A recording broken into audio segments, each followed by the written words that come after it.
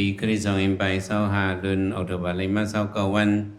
หิง380 เดือน12เบิกซึนขึ้นเลยมาเก่าคำในตำดีจอง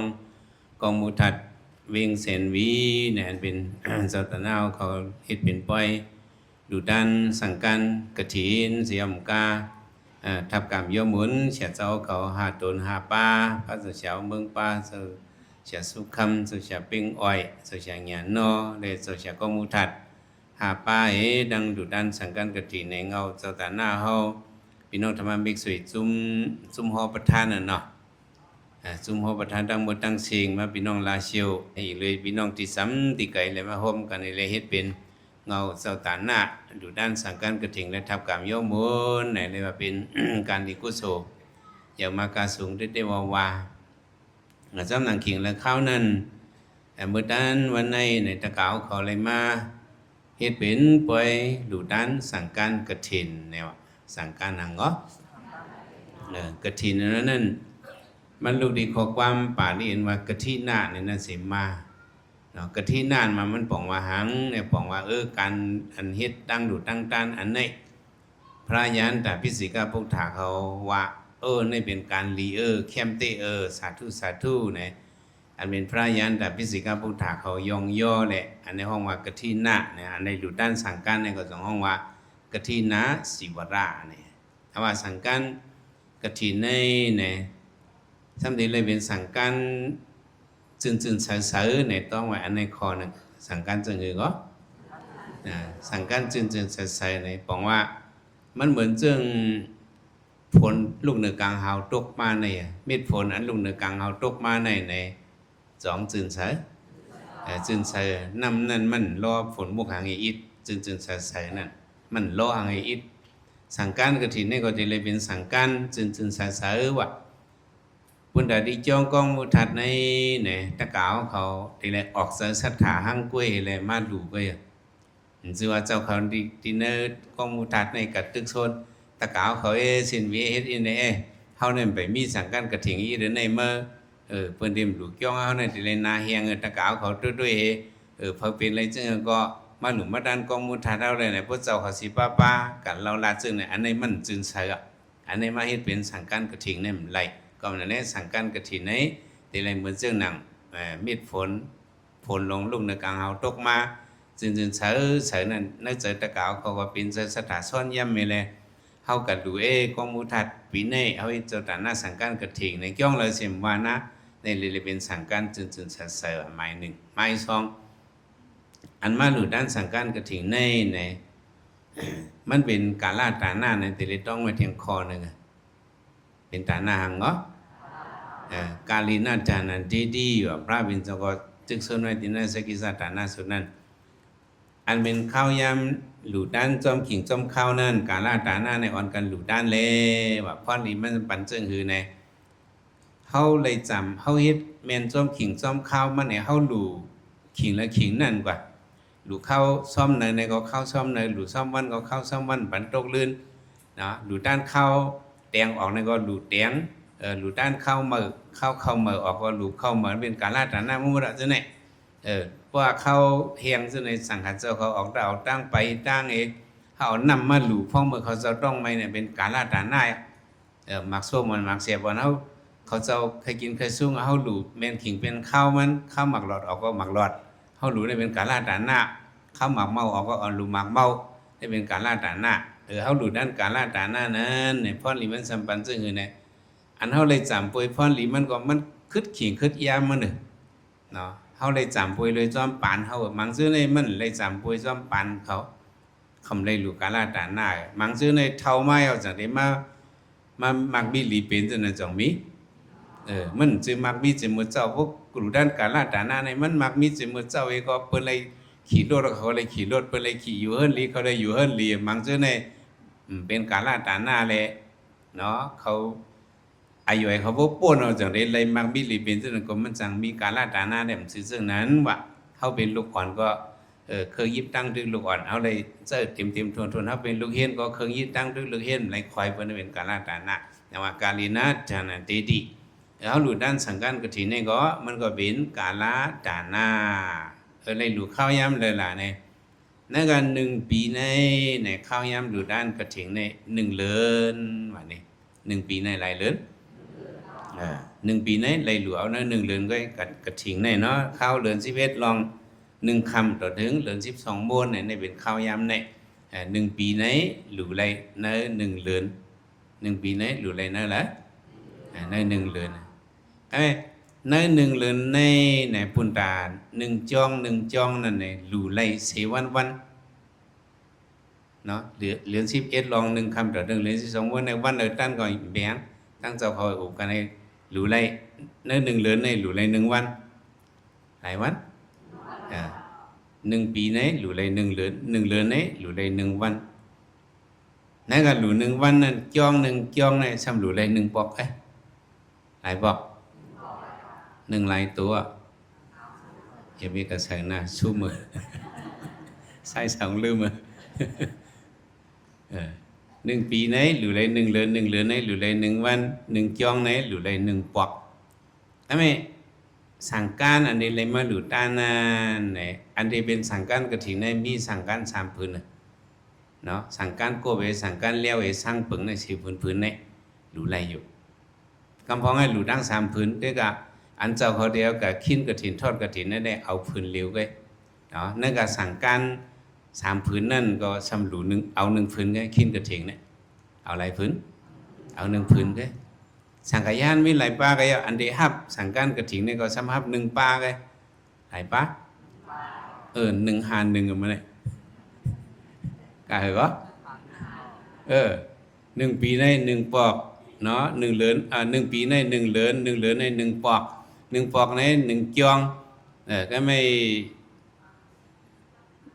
สังการ3 พื้นในเอา1 พื้นก็สังขารมีหลายป้าก็1 ป้าฮับเอา1 ป้าก็ใน1 หาร 1กันเนาะต้องเนาะก็ไม่ในเป็นเท่าได้อยู่ด้านการลาดานหน้ามาเป็นนั่นแหละทำไมการลาดานหน้าย่อมกล้าเข้าดูด้านสังการกระถิ่นในเปิงหลวงมันอธิการลำลองให้เพื่อนในเป็นหางเนี่ยข้อความข้อหนึ่งในป้ามเป็นอันนั้นเป็นข้อเลยในเมื่อกี้เขาจะสอนตะกาข้อลาดกว่าไม่ยามบันเดสัมสราวุฒดุกาโตโมสนได้อิมังกทินาสีวรันซาบริวารันสังฆาสะเดมาเนี่ยข้อกำลือในมันป้าสังฆาสะเดมาป้าหังเหรอเฮาขาหลู่ด้านสังขาเจ้าหลู่ด้านไปก็สังการกระถิ่งในเตเลยหลู่สังขาไว้ว่าเนี่ยเนาะติมเลยว่าเฮาหลู่ปุกลิกาตาหน้านั่นไหลเฮาขาหลู่เจ้าตุยก็สังการเฮาเนี่ยอันนั้นมันเถิกเฮ็ดกระถิ่งอันนั้นเป็นปุกลิกาตาหน้าพระเป็นเจ้าว่าตาได้หลู่เป็นสังการกระถิ่งในเตเลยหลู่สังขาในต้องไว้เตเลยหลู่ไปก็หลู่สังขาเนาะสังขาเอาวาซาติการที่จ้องในเฮาคันดูกุศลกุปาในเฮายังอันสังฆาสะเตมาในมันมีพรหลีเฮียงเลยว่า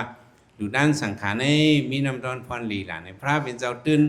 ยุกยองสังขารเจ้าเจมือปันพระเป็นเจ้าตึกมีสีวิสัยเสริญนั่นเอง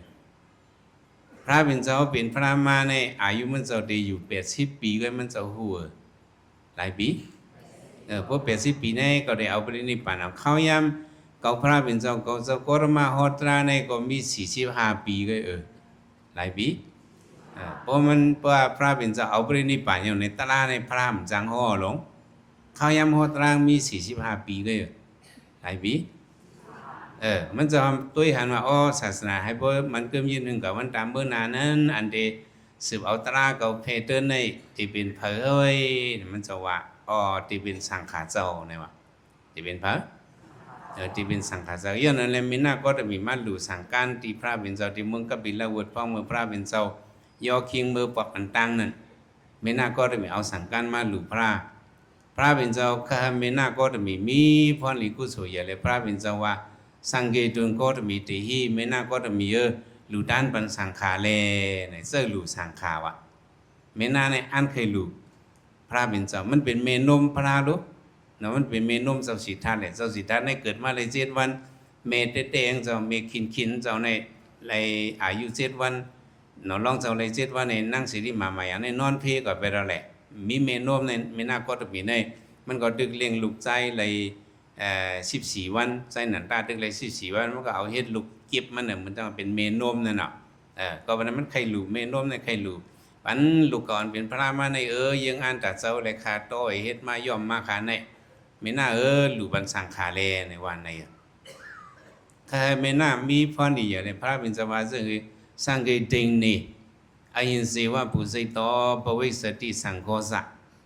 เนี่ยความข้อในว่าบอกหันในไม่น่าพอหลุดด้านสังขารในพรลีมันใหญ่เหมือนเจ้าหนังเลยหลูเกาพระายว่าจะไหนวะหลูสังขารในพรลีมันอยากเหมือนเจ้าเลยหลูพระลาวะเนี่ยอหินสีว่าเนี่ยเหมือนเจ้าเลยหลูเกาพระลาในวะเขาหลุดด้านสังขารในเหมือนดังเลยหลุดด้านเกาพระายเนี่ยพระวินเจ้าในบึกเจ้าฮาวายมันเจ้าเดฮอตระใน45 ปีก็อยู่หลายปีตาศาสนาพระวินเจ้า5ยังเต็มนั่นอันเดสืบปุถฮอตระในเป็นเพิงในเปิงลงมันเป็นสังขารเจ้าเป็นพระสังขารก่อนในลูกน้องตะเบก่อนในไหว้มากเขาในได้เป็นเอ็นแห้งลงเขาสืบเอาตระปืนเพไปเนื้อกุลสัมปุติปาในในเขาเจ้าหลวงยุกยองเขาไว้เมื่อเขาไปเอานิพพานในมันจะป่องเสียในสังวาทิไม่น่าก็จะมีพวกหลุดสังขารในเหมือนตั้งว่าหลุดด้านเก่าพระเป็นเจ้าไม่น่าหลุดด้านพระสังขารเจ้าเลยเพราะนี่มันเยอะในพระเป็นเจ้าตึกโซนนั่นในชื่อเรียกว่าลาลีตึกโซนมุงหันตาศาสนาเมื่อนาเฮียงในก็นั่นเนี่ยย่องลงหนึ่งหลังก็เหมือนนั้นอ่ะว่าเสียเจ้าลงหลอนกว่าในตะเปียงจะในเปิ่นบ่ใครกันรู้อย่างจ้ามันจ้าเมื่อเสียเจ้าลงมีได้จ้องพวกขึ้นเสียเจ้าลงมีในก็พอก็แพ้กว่าจ้องพระเป็นเจ้าในโกศาสนาเหมือนในพวกกับพระเป็นเจ้าเอาปรินิพพานกันอย่าหานอันเดสืบมาไผ่นาในกูมีเปิ้นตุ้ยถึงเนี่ยมันจะหานถึงในมันจะเอาความคนในว่าอินทรีวะเนาะสังเกติงดิอหินทรีวะปุสิตอปวิสติสังโฆสา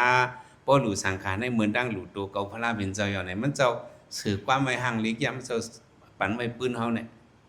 ตาศาสนาเนี่ยมันจะตุ้ยหันไกลเฮียงอะไรตุ้ยหันไกลเพราะว่าเป็นจะออกคำนอนเพกว่าย่อบ่ไหนเป็นว่าจะออกคำในนอนเพเนี่ยจ้ะจังจ้ะเพราะว่าจะออกคำตายในสองแหลกเนี่ยพวกมุนเจ้าในว่าล่ะมุนเจ้าหลอนในจะออกคำนอนเพเอาในเนาะพระเป็นเจ้าเนี่ยก็เอานิพพานเอาในวันนั้นน่ะเพราะสัตย์เนี่ยก็เป็นว่าหลับหังรับไหลเงินไหลข้ามเอาในเพราะเป็นก้นซึกได้ตึกซึกได้ตายเป็นว่าหลูเนื้อเลือดวันเบื้องเจอคือเป็นว่าในจังจ้าพวกก้นผ่านตายมาอะไรเนี่ยจวนเอาเนาะจังว่าพวกเป็นเจ้าจอมในพวกเจ้าคำนวณเพียวเนี่ยเพิ่นเอาลูกใจหลวงปู่จังจ้าแต่ที่สืบคือคนเขากันนะเอาลูกใจหลวงปู่พระเป็นเจ้าได้มันจำให้เจ้าให้ซึ่งนั้นพวกเก่าพระเป็นเจ้ามีเอาในตีเลเอาเผอเปิดศาสนาตีเลเอาเผอพุทธตีเลเอาเผอเป็นอย่างเอาลูกใจหลวงปู่เนี่ยบอกว่าเอาลูกใจเป็นอย่างนะสอคำเขาเนี่ยพระเป็นเจ้าที่เอาเผอเป็นอย่างเนี่ยที่เอาก้นพวกผมมาเป็นอย่างเนี่ยก็อายุเขาก็มันก็เดิมอยู่หึงพระเป็นเจ้าอยู่กับ80ก้อยจังจ้ะเจ้าอนันตาได้อยู่ถึงปากเช้าก้อยเจ้าปากกุลามาเทเจ้าเห็นอยู่ปาก60ก้อยพวกกูนี่มันดีแหลกลายที่เดียอันพระเป็นเจ้าเฮ็ดเนี่ยปรสิงเต่าตั้มเนี่ยมันปันแหลกลายเนาะโยว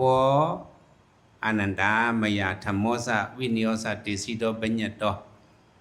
โสวมามิสีนาสัทธามันจะว่าในอนันตาพวกเขาพระเป็นเจ้ามีเอาเนี่ยตะลาอันเขาห้อยนั่นตีเป็นเสียสูเนี่ยมันจะเอาตะลาวากเลยตะลาในเป็นอย่างมันจะว่าพวกกูเป็นอย่างสองปองใส่ตะลาในตีเป็นเสียสูก็ไม่อันมันจะขึ้นว่าที่ไม่น่าก็จะมีนั่นเนาะสังเกตจริงดีมากบ่าสังเกตจุงก็จะมีที่ไม่น่าดูสังขารเลยนะ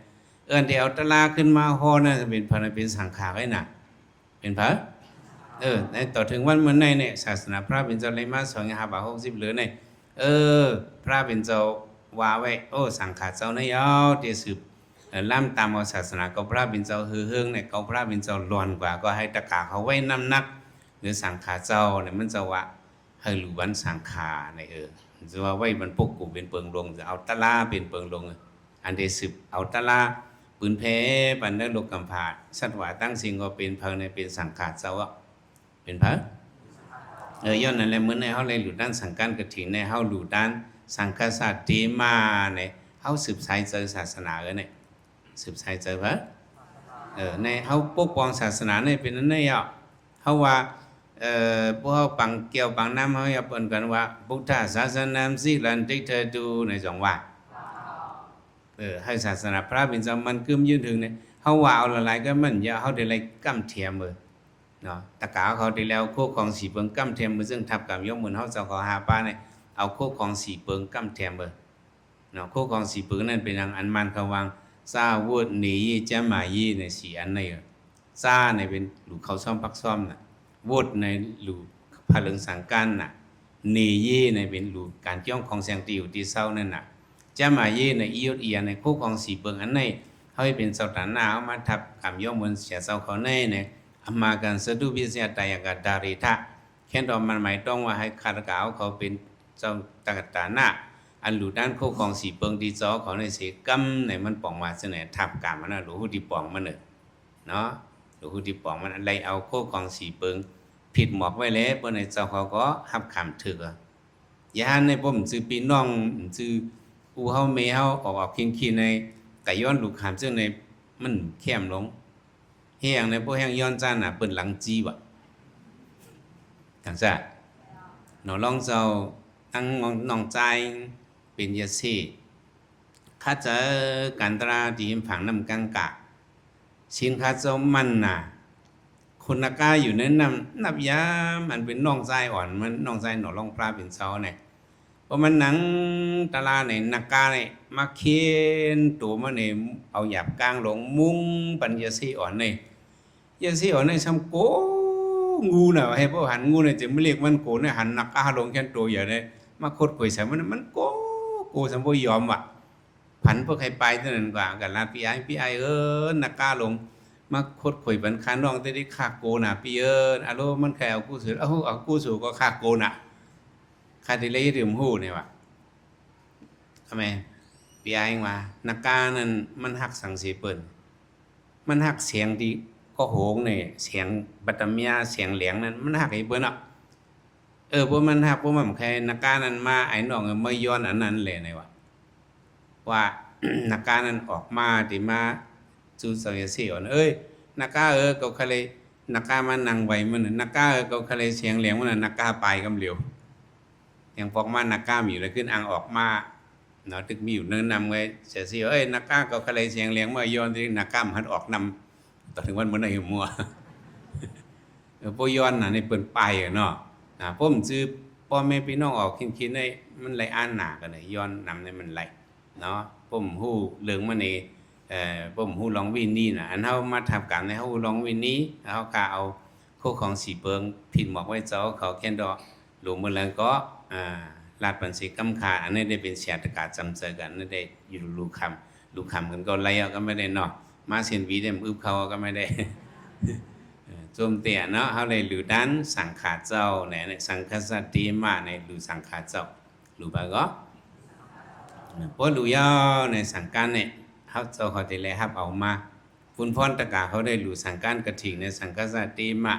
สังข้ออิมังกฐินาสิวนะกฐินะอัทธรัตถะเจ้าเขาเอาขินกฐินลาในฝุ่นพรตะกาเขาเยี่ยวอ่ะอันหลุดขินกฐินทอดกฐินนั่นเป็นเผอในสังขาเจ้าเขาก็มั้ยเป็นฝุ่นพรสังขาก็มั้ยเป็นบุญพรพระสังฆาเจ้าเขาจะได้ละเอียดในสังการกฐินในเอาในไรกว่าในสิมไรกว่ากันแล้วกว่าในสิมไม่เอาในฮับไม่เอาปันนะที่ได้ขึ้นปันในโยปันอะไรยี่ไปเอาเลยเจ้าในปันที่นั่นแหละเนาะมันเขาว่าจะขันยุยเป็นเนื้อส่วนตัวจินเต็งเข็นนุ่มโมดนาเนี่ยที่ได้ฮับขามตะกาเขาหรือมาฮับบ่ฮาบ่ในสังขารอันเอาว่ากันในงวดดีกว่าที่10เพราะกว่านั้น10เนี่ยก็ทำกันนึ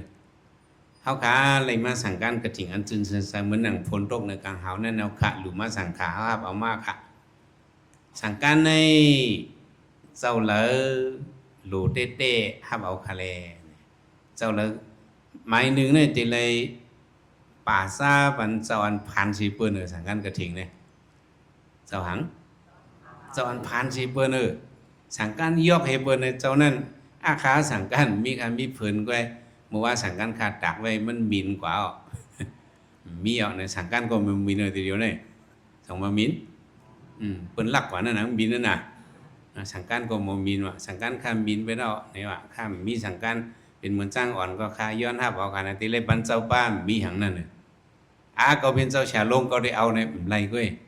สังไล่เมื่อตะกาเขารู้ก็เขาก็รู้สังขาบางซื่อว่ารู้สังขาเขารู้เจ้าฉาลงอันนี้มันไล่ติเลยรู้สังขาได้เป็นกว่าจ้อมปักเปิงมันน่ะเนาะกว่าจ้อมปักเปิงมันเพราะนั้นก็เพราะว่าเจ้ากูป้าทำสังการเตรียมโทนอยู่ในสมเด็จเลยหรือคาลาพวกกูเจ้ากูป้าสังการเตรียมโทนในก็ในการในจ้องเฮาในเศร้าเลยมีจีซูอยากเสพในติเลยปันเจ้านั่นเจ้าเช้ามีจีซูอยากเสพในปันเจ้าพันเจ้าครูป้าในปงสอนลิกปันเจ้าฉางในขามหยาบได้ในปันเจ้านั่นในสังขารทั้งเสียงไรพร้อมวันมันเจ้าว่าปันเอาเนี่ยก็เลือกเอาหนักขายยุยปีแต่เลยปันนี้เนี่ยเฮยย่อเอาเลยเนี่ยไหลแต่เลยพัดกำบัวให้ปันว่ะแต่เลยอย่างปัน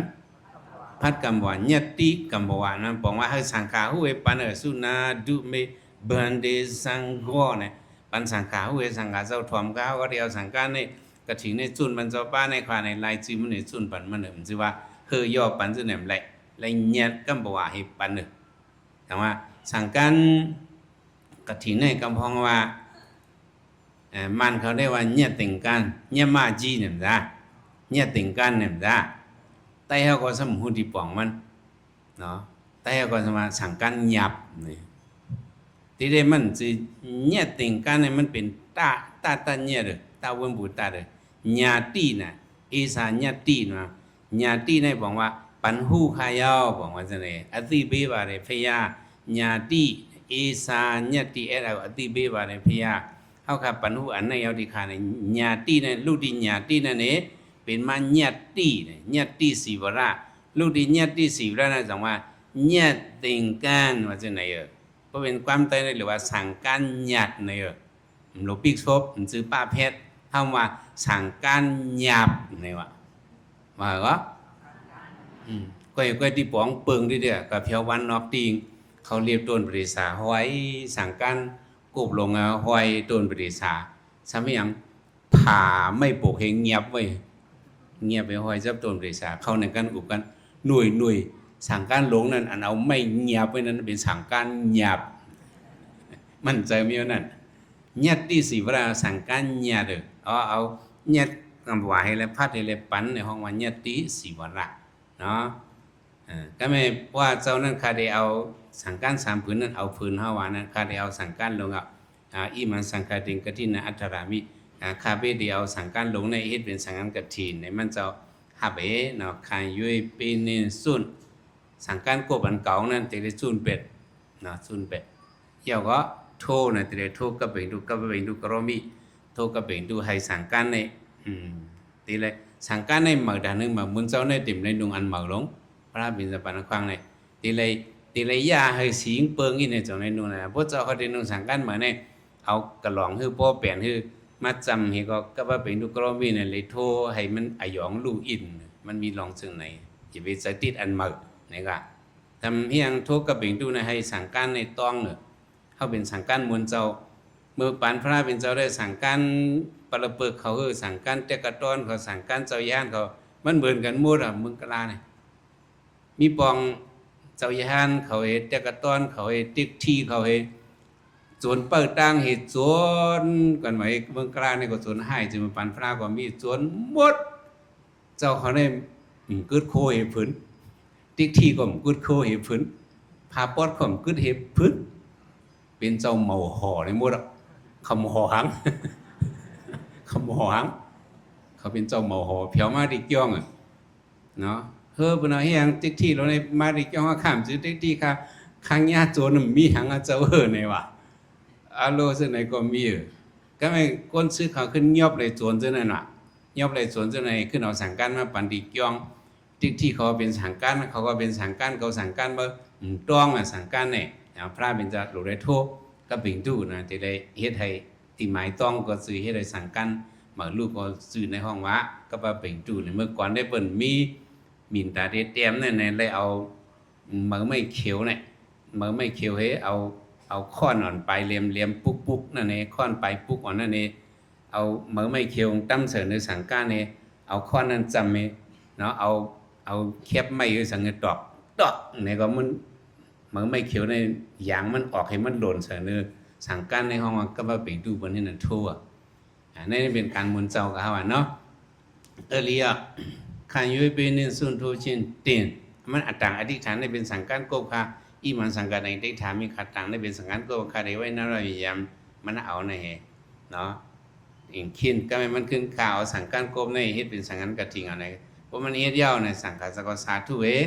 โหมจมจอมอนุโมทนาในเพราะว่าโหมจมจอมในก็เจ้าเขาก็ไล่พรหลีกระทิงทั้งหมดทั้งเสียงใน5ป้าเนี่ยว่าหลายป้าต่อถึงวันเดือนสีม่วนเนี่ยกระถิงอันนี้ติดในไรถึงจะในก็เนาะไร5อันเนาะเดี๋ยววันจ้องหรือจ้องนะครับสั่งการเอาต่อถึงเดือนสีม่วนเนี่ยอนามันดาสารสิกขาบุอาสมาดานาสารสิกขาบุกนาโพสนาสิกขาบุโยสัตตาสิบไรโยสัตตาสิบโรคบาดาอันนี้ศีล5อันเนี่ยดีกว่าตาไปตั้งในก็กว่าไรเราเลี้ยวตับรัดตั้นรัดสั่งสร้างในจ้องเหตุกว่าก็ไรนี่เป็นพรดีมันจะในกันเนาะสั่งการอันเป็นเข้าไก่เก็บมาจนมันไปเต็มทนเลยสืบไหวป้วนหรือก่อนไรเข้าไหวกับสั่งการเข้าไว้กว่าที่ไก่ก่อนไรอันตะกาเขามาผิดปังมันงามเมียนมากินข้าวอะไรเจ้าเขาเนี่ยมันไรแหละไปกันเพราะว่าสั่งการกระถิ่นในต่อเดือนสีม้วนได้ตะกาเขาหมอลาดให้ก็หมอว่ากินซ้อมหมอว่ากินเป็นเนี่ยมาใครมาจริงเขาซ้อมเขาคาเล่เนี่ยจะเนี่ยก็กินก็พิษเขาอ่ะเนี่ยเนาะความสั่งการไปเต็ม10 วันเพียรไปเต็ม10 วันก็สืบเลือก็ไล่คู่ของสังขาเอาเสื้อดื้อก็ไล่เนี่ยเป็นเจ้าเขาขิ้นกระถิ่งทอดกระถิ่งในเมืองไทยเขาว่าเนาะทอดกระถิ่นเนี่ยว่าในพรหลีมันในไรหาอันตะกาวเขาก็เหมือนนั้นนะเพราะเลยหลุดด้านสั่งการกระถิ่งเนี่ยก็กว่าตั้งเลยไปตั้งเลยก็มีก่อนมาหับยังอ่านเอาใครกว่าใครไปในมันกัดกว่าใครพอถึงนิพพานเนี่ยก็มันกัดหลุดเลยมิจะใครเฮ็ดเนาะแต่ถ้าไม่ครัวในไว้เป็นตั้งนองตั้งหลังเหตุกวานนาก็ลืมหลังในเป็นก้อนหลีไม้ซองเลยกินสังในก็อันเท่ากินนั่นก็เป็นอีโยดอียามันมือมันเป็นเพมันต้องคนต้นหักมันเป็นกะซ้ำหมังมิ้วในครัวซื้อไว้เฮาหลองไว้เฮาไปตั้งขายในก็อันนั้นก็มันซุ่มมันเด็กอาขันใหญ่ดีๆเกิดซ้ำเลยสั่งเลยให้เอาโคของสังขายิบตื้นมานั้นไผ่ตะกาวเขาเนี่ยก็เฮสังก็มันก็สั่งต่อขอสังก็มันก็มันก้าวอ่องขายมันมันเป็นพ่อดีกระถิ่งใน5อันในกายามสอมมาของกูปีแหละเมื่อเปิงลงมันได้อันนั้นใครลัดในนะว่าขิ้นสั่งการกระถิ่งทอดสั่งการกระถิ่งในอันหลูได้เป็นตะกาวเขาหลูเป็นพังหลูตะกาวเขาก็หลูอันก็กับเหตุการณ์มันได้เป็นสังขาเขากับเหตุเนื้อสิมกับเหตุกันแล้วปองว่าอันขิ้นได้เป็นเจ้าเขาก็ขิ้นก็กตะกาเขาจะว่าปีนี้เขากับขิ้นสั่งการกระถิ่งดีกองมูทาเดอร์ในตะกาเขาทำ2 ว่าเท่านั้นว่าที่เด้งอันขิ้นได้เป็นเจ้าเขาขิ้นตะกาเขาเป็นคนดุก็กับตะกาเขาสมาเขากับขิ้นในก็พิษก็ว่าเนี่ยว่าเถิกอยู่วะนะมันเป็น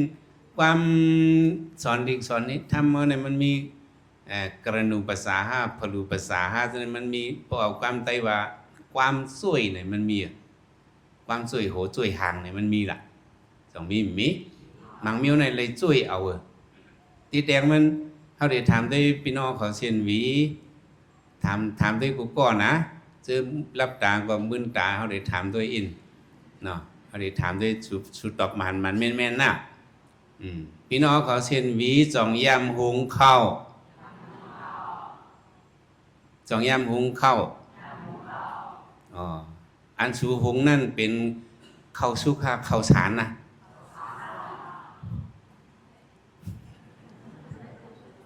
พวกเป็นเขาในเปิ่นหุงเอาลงสูหุงข้าวสารจ้ะที่ยังเปิ่นทำว่า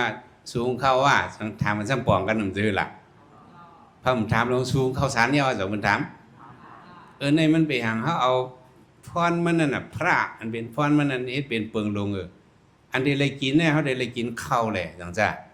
เพราะเป็นข้าวในจ่องปลาซุปเขาเอาอันซุปมันในเป็นพรดีอันจำซัวเพราะในอันที่เลยจำพรดีมันเขาว่าอันไหนเป็นเปิงลงในห้องมาพรูภาษาเนาะห้องมาพรูภาษาตะกาวเขาว่าเขาคากับขิ้นสั่งการกระถินเนี่ยอันนี้ก็ว่าเธอกูเขาเหมือนจังว่าจง สองหุงเข้าเย้าห่านมันนั่นเหมือนไหนอ่ะบางอันมันได้เอาเป็นกรุณูภาษาบางอันเป็นพรูภาษาเพิ่งเขาว่าบอกว่าความสวยในกันเนี่ยความไตเขาว่าความหมังก็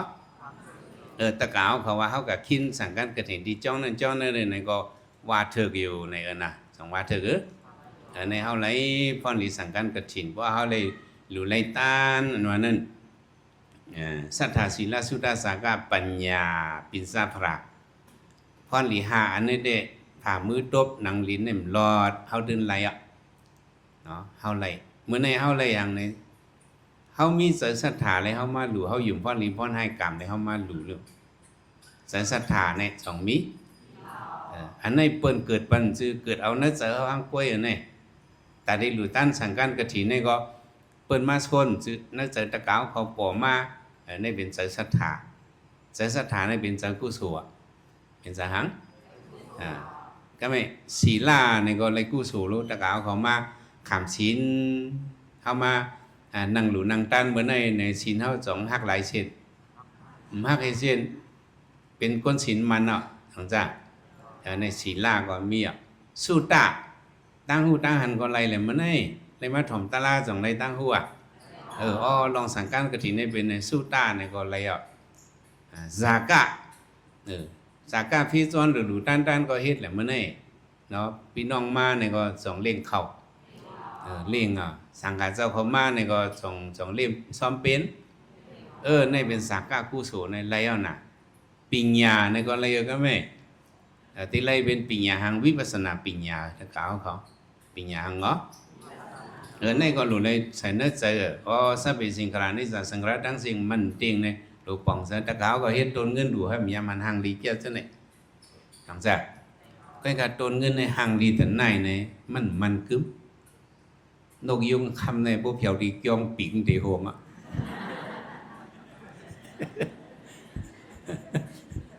สองมันกึมอันนี้ซ่าน่ะเป็นแม่ในมันกึมหมอกซั่นได้แมวเขาห่างเครื่องไว้ห่างลีแก่นี่แต่เหลียวได้ห่างลีบ่ทาง4-5วันมา2เหี่ยวสองมันกึมอันนี้ซาเป็นไหนโคหลวงเนี่ยมันกึมให้เมียวผมคนนอนแต่คนนอนถึงมาก็มันก็เก่าให้ยอกให้มันกึมให้เมียวโคหลวงโคด้านมันกึมสองมันกึมในเท่าไรอันนี้ซาสิญญาไม้สองก็ดูก็ด้านก็มันกึมสองมันกึมเท่ามากูวันเจ็บมากูวันจำตายมากูวันพอแทงปากปีเขามาแย่กันเนี่ยมันกึดพอสิก็สองมันกึมโคหลูก็ด้านก็มันกึมก็หลูก็ด้านก็มันกึมก็หับตั้งหลูก็มันกึมว่ะสองมันกึมเสียเจ้าเขาซื้อในก็ด้วยหรอมันกึมเสียเจ้าร้องเขาเมืองป้าเสียเจ้าเขาน้ำสลาบว่ะซื้อในเนาะเสียเจ้าเขาจ้องเสียงว่ะซื้อในเขาส่งมันกึมมาลุกจังจ้าป้าเจียมตัวเขาซื้อในก็มันกึมเอามาอันมันกึม3มิลในที่สุดมาหลวงมันออกก็หลูก็ด้านก็มันกึมก็หลูก็ด้านก็มันกึมห้อยก็หับขำตั้งหลูก็มันกึมสองมันกึมในเฮาเลยปิญญานั่นน่ะในเฮาหลวงปองแซมเมื่อในเฮาเลยปิญญากุศลใน5อันเนี้ยสัทธาศีลสุตตาสากาปิญญาเฮาเลยกุศล5อันเนี้ยเป็นเผาปันเฮาล่ะในเฮาเฮ็ดเอาหังกูเฮาจังซั่นเมื่อปันพระเป็นจะไปเป็นพระนั่นเนี่ยก้นเขาเนี่ยมองหูจักกุศลพวกเขาเฮ็ดดูตั้งด้านในเขาเลยกับปังปุ่งหน้าเขามาก็เลยปังเสวสีเขาแต่กระต้อนเขามาเขาซื้อเนื้อสมาพวกเขามาเฮ็ดปานในสุ่มไรกุศลเขาสมาในก่อนมังซื้อเนี่ยเขาได้เลยมาเอาน้ำมันอ่อนโหดใส่ปันเนื้อไฟเจ้าก้นหลุมนั่นจังได้ไรกุศลเขามาเป่าบรรกาถาสุดมุ่นปันเพชรน้ำหานปันในก้นเจ้านั่นจังนี้ว่าเฮาไรกู้สัวจะมุเจ้าเขาเจ้านั้นปันเฮาไรกู้สัวเขาได้ยุ่มเจ้านั้นเมื่อก่อนเนี่ยถึงที่พระเป็นเจ้าก็มาเป็นพระมาได้มันจะเจ้านั้นกู้สัวเนี่ยเฮาเฮ็ดเอาหางกุ้ยเฮากุ้ยเปิ้นปันเฮาซื่อจังฟังเจ้าจังพระเป็นเจ้าก็มาเนี่ยมันจะเป็นพวกโกเรเวอเรชั่นมันจะเป็นพวกโกลูกพื้นลูกพื้นแบบฟิงเก่าทุ่งเก่าอันไรขอมไรอย่างนั้นเจ้าก็มาในเอาจมสภาวะธรรมะว่าเอาไว้เจอลีก็เจอเขาเป็นเจอกู้สู่ซื้อเปิ้นมาเฮ็ดปันเฮาจังจ้ะในเฮาไว้เฮาเลยสัทธาศีลสุตตาสากาปิญญากู้สู่5อันนี้เนี่ยเฮาเกิดเอาในเสือเฮานี่เป็นคนเค creator ในเป็นเจ้าก่อเขาเป็นก้นผ่านสร้างห้างกล้วยเฮากุศลนี่มันจะว่าเปิ้นมาปั่นเฮาอันเฮาดูเฮาตาจังได๋มันเป็นอันกุ้มปั่นให้เฮาเป็นกุศลแฮงบ่เฮาเฮ็ดตนหังเงินหนอนหังลีๆเนี่ยก็จะเฮาก็จ้มแฮงก็กุศลแฮงอย่างมากต้องปังใจกุศลเนี่ยมันเจ้าปั่นซื่อตะขาวเขาเฮ็ดเอาเฮาเป็นโคหลูจังได๋ก้นรับขันตั้งหรือจะเป็นอันกั้มเทียมมันปอกไม่เอาเฮาเขาไว้ต้องปังใจในกุศลเฮาสังเกตนำมาเปล่าเฮาได้หลุดดันสังขารเจ้าไหนเพราะนี่กุศลมันเยอะมากกาสูงเต๊ะกุศลเฮาไหนเฮาหลุมย้อนสู่มันเมนในย้อนสู่นิพพานในอ่อนกันวัดซ้อมนะอิตัมเมปุญญามอาสวัคยังวะหังหอตุอิตัมเมปุญญามตั้งหลีกุศลเฮาค่ะอันไรมาหลู่ตานสั่งการกระถิงโคดุโคตานเหมือนในซ้ำอาสวัคยังตัมดีอาสวัตลามวยหมดยศเก่งนั่นอาวหังหอดูอะไรอ่อนป้นอ่อนหลอดอ่อนหอดอ่อนถึงมักยันผูญานนิกบันติกัดเย็นสีกัมติขาอ้อเอสิดัมปฏิดันเดียงคิปะมิวาสมิสันตุสัพพิบุรันตุสังกัปปะสันโดปนายโสยถาเอสิดัมนางอันกังเสกลึกอะไรนั่นเลยสังปฏิดันนางกังสามุงมองสุตองประนาวนั่นเลยสังตรงจำตามนี้ตะกะคิงนายิงใจจดตันเอาเขาตั้งหมดดังสิ่งคิดป้ามีว่าขนันพระสมิสันตุให้เดิมทนสักกุบัดมันสิกรรมลุยตาสัพพิสังกัปปะนางตั้งมุงมองเคสลีปสุสีสัจตึงมุงมองสิ่งเราตั้งหมดดังสิ่งเสนสันโดปนายโสยถาอิสัจจะกันสัตตมองสำนักให้เต็มทนผู้นั้นดูให้ได้เต็มทนเหมือนจะหนังดูเลินม้วนเต็มทนนั้นกูก็กูก้นสักกรรมลุยตาเนาะ